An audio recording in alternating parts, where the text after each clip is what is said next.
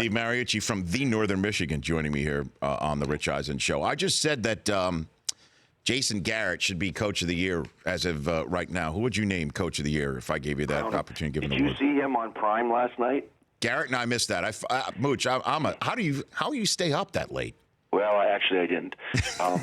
We showed it on highlights. I stayed up enough to watch highlights because I did it. Okay? Yeah, right, exactly. And so we showed it, and because Dion taped some of those right after they win. Sure. And Jason Garrett was like, he had this personality all of a sudden. It was unbelievable. He was down there as a quarterback when Dion was playing defense, and they were just yucking it up. It was awesome. Well, I guess it's good to be 9-1, but who would your Coach of the Year be if I gave you the choice? Yeah, it would be him. Bill Belichick is a candidate just about every year, and he's done a great job with that team without Brady and with Brady and everything. But Jason Garrett, I don't know who's had a coach, a rookie quarterback and a rookie tailback, and have all kinds of suspensions early on defense and all the things they went through, and they looked like the perfect team. It's amazing. Before I let you go, Steve Mariucci, on Thursday Night Football, Mariucci tells a story about Tony Romo texted him. Okay. Yep. You texted Romo, right, Steve? Right? Yes, you texted him? Okay. And then you tell the story, and then the story as it went, he texted you back, right, Steve? Yeah. Okay. Yeah. Do you want me to tell the story, or are you telling it? Well, no.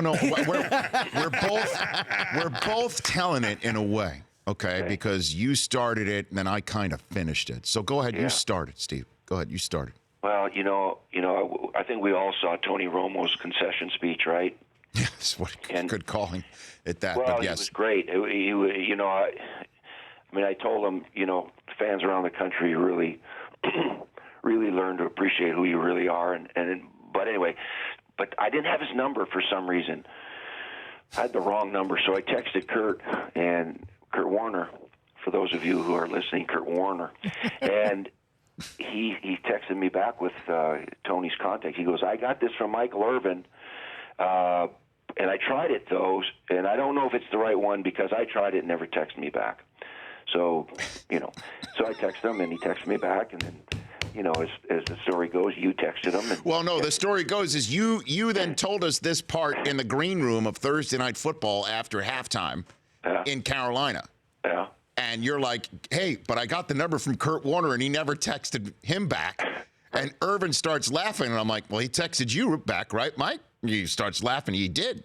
So then we're in the game day morning meeting on Saturday. Kurt's not there because he's with his son who's checking on some colleges to go, by the way, play for. Anyway, he was at Harvard. He was at Harvard. Oh, Harvard. Yes, Yale. I know. He was at the Harvard-Yale game. But anyway, long story short, I'm like, why don't you give me his number? I'll just, because I wanted to text him the same thing you did, Steve. Yeah. And see what happens. Tell the story. I texted him. I'm waiting there in the meeting. I'm staring at it to see the 3 dots to see if it's going to text him back. Nothing. 5 hours later, I got one. So Kurt still is odd man out. Lucky you got one because we were going to get you. That's fine. No, that's fine. We're going to get you good. We brought it up on game day morning right in the 4th hour, right on live TV. That's when I started watching. Affected him. I think he's still feeling really bad about that. God, he must hate me. I must have did an XO on him and just ripped him apart one time. It's so great. All right, Mooch, I'll see you Thursday. See you Thursday. You got it. There's Mariucci. The Rich Eisen Show, weekdays at noon Eastern on Audience.